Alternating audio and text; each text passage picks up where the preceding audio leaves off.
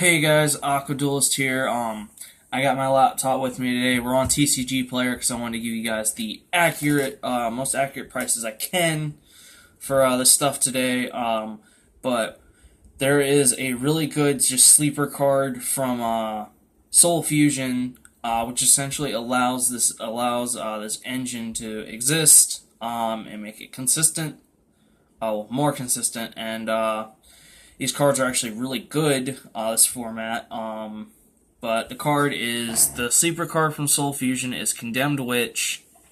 And then depending on what you're playing, Forbidden Chalice is a really good counter to Thunder Dragons. And then if you are playing Thunder Dragons, Forbidden Lance or Forbidden Dress is actually pretty good to run.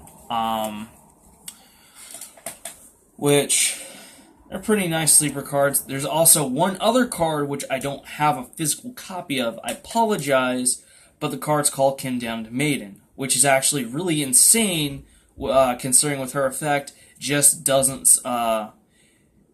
just support the forbidden quick play cards, so that can open up some really crazy opportunities there. But first we're gonna go into Condemned Witch because since she just came out. I do want to talk about her first, and she's the whole real, kind of somewhat of an enabler for this, considering she searches this stuff, or the Forbidden Quick Play cards.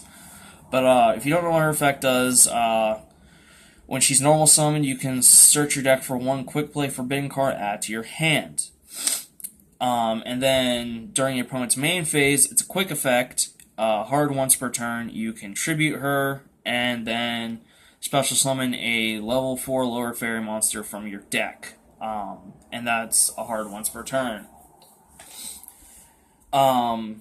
Looking at her prices too, she's actually really cheap, and I would definitely recommend picking up a playset. Depending whether or not if you're going budget or you're willing to spend a little bit of money, she can either be the most expensive card if you're budget. Near mints, we see them as low as there's one seller listed for 326, and then near mints the prices immediately jump up to about 370, 375. Not really bad, pretty nice, really good underrated secret from Soul Fusion. And then I do want to talk about Condemned Maiden really quick. She's only had one print in Primal Origins. And if you haven't seen this card, essentially she looks like a halfway point in between these two cards. She's not completely human or human looking. She's not completely a witch. You guys get the idea. It's her turning into Condemned Witch. She's a light monster. I do want to point that out because since Condemned Witch is a dark monster, if you run both of these, you could essentially get somewhat of a little chaos engine going and play BLS. Is it like Envoy of the Begin? I can't remember which one. On top of my head right now, but essentially you could play. This could open you up to play that. During your opponent's turn, her effect is during your opponent's turn you can activate one quick play spell card from your hand, and you can only use her effect once per duel. Let's just say really quick that's flippin' insane right now, especially since we're at this point where, oh god, I can't believe I'm going to mention this again. Where people are playing Book of Eclipse. I know I said I was done with that card, but I do have to mention it here with this, as that is ridiculously strong, just being able to play Book of Eclipse from your hand on your opponent's turn. Which, essentially with this card, if you're playing more than one quick spell card, you can actually smoke screen your opponent, which is pretty freaking nice and really cool.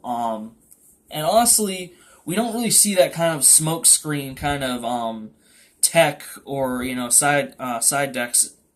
We don't really see that stuff, so that's really freaking cool.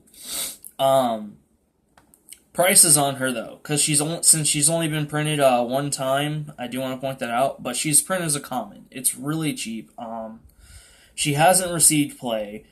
We have near mints going for 17 cents. Pick up a play set for 17 cents. You only need one, but as low as she is, I guess I'd probably pick up three. But then again, you just need one in case you do want to run two though, because if you're gonna run Witch and Maiden, Maiden could become like a Garnet in the deck. So you can run one or two. That's all up to you. Now, we all know about the Forbidden cards. They've been out for a really long time. And I do want to say Forbidden. I'm gonna go off with Forbidden Chalice. These cards have been reprinted so much. And they all literally just got reprinted as a comment in the Legendary Hero decks, so they're pretty cheap. They're each roughly going for around 10 cents from that set, or from that. But whatever though, if you are, you do want to invest a little bit. If you are a budget player, I would honestly recommend picking up for Forbidden Chalice. Ignore the gold rare, because I know a lot of people don't like gold rares. There's the Mosaic rare, and then there's a Starfoil rare, which is kind of cool. And then you have the Shatterfoils, which, they are those rarities, near mints, looking at them, I know they're going for about starting out around $1.50 each. Which, if you want to run one of each, that'd be really cool. And then you have the Ultras for about 10, and then you also have the Ultis going for about 20.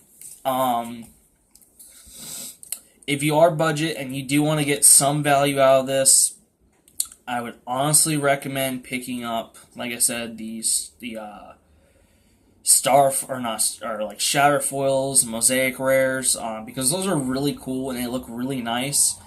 And the Mosaic rares actually do have less quantities, and they are hard to find. Battle Pack 3 was heavily mass produced. It was very overproduced. I kid you not, I can go to Walmart right now and still find sealed product that has some of those packs in there. That's just how overproduced that was. But is worth mentioning. They're not super hard to get. They're not super hard to as hard to find. But that's what I would invest in if you are budget and want to have a little bit of value, bang for your buck, kinda. So you're not just essentially just getting a common and you're not having any value in there. If you do have the money, though, I would really suggest picking up the Ultis, just because when these cards catch on, there will probably be a buyout on the Ultis, and probably on the other Shatterfoils or such.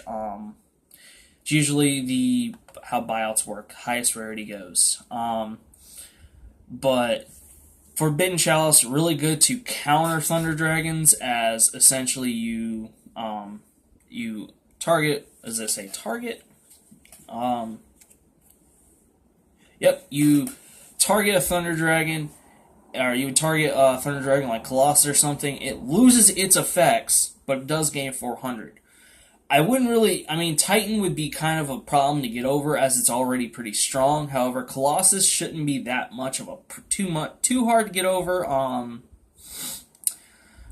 But the thing is, though, the thing I'm trying to point out is you use it on them, they lose their effects that would kind of stun you, but then they also lose their protection effects, which is really nice. So essentially, once it's gone, it's gone. Now, if you're playing Thunder Dragons, Forbidden Lance or Forbidden Dress, whichever you prefer, are really good for you guys. I kind of don't want to be telling you guys this, but I know I should at the same time, because my local area is gonna be flooded with Thunder Dragon players, and I personally don't want to give them more of a chance to stand up against me. But hey, I'm gonna say this though, because I do want everyone to get the best out of this. So Forbidden Lance makes your monsters unaffected by effects of other traps and spells, but it loses 800. That's honestly not that bad, and it does keep them from being it does protect your monsters from stuff like Book of Eclipse. Anything that bounces to the hand, really. Storing Mirror Force, which is something I main deck in pretty much everything. And then you have Forbidden Dress, which makes to where your monster cannot be targeted or destroyed by card effects or other card effects, but loses 600. Use these if you're a Thunder Dragon player. Use these 2 cards up to your discretion and pick which works best for your meta. If one of these one of those 2 things is an issue. Forbidden Lance has had not as many reprints as Forbidden Chalice, I believe. But it's been reprinted a lot. You have commons, like I said earlier, like 10 cents. You have the platinum rare for literally like 75 cents. Oh, here's what you do. You should get the supers because it's the highest rarity. Supers, near mint are more around the dollar. What was it? I gotta open this up. I know I checked earlier. It was like $1.75, I think, something like that. Okay, nope. Okay, so near mints are more around. There's one at $2, and then they start jump up to closer to $3. I would personally pick them up. You're getting the best bang for your buck right there, and that's the highest rarity this has, I believe. It also does have the star foil, shatter foils, and stuff. If you're into that, go ahead and pick that up. Lastly, Forbidden Dress has I think this one has a secret. Super. I know no, it's Scripture. I'm thinking Scripture. I think had the secret. Again, here, even less printings. Highest rarity is Super. So go and it's starting near mints are at 35 cents. Surprisingly, the the mosaic rares are and those are literally the same. I'm kind of surprised. Usually they're a little bit more. But yeah, so really good cards depending on what you're playing. Very underrated and very good sleeper cards right now, especially Condemned Maiden. Definitely pick up Condemned Maiden before she goes up. And I honestly feel like the next best one on this list that would go up is probably Chalice. But these are all really good sleeper cards. I would recommend you guys getting this format. They're pretty good, pretty decent. But what do you guys think about these cards? This engine? I'd like to know. Thank you guys for watching. Hit that like button. If you like this video, go ahead and hit that subscribe button if you want to see more of my content when it comes out. And make sure you hit that notification button so you get notified when my videos come out. I do 4 to 5 videos a week. Thank you guys for watching.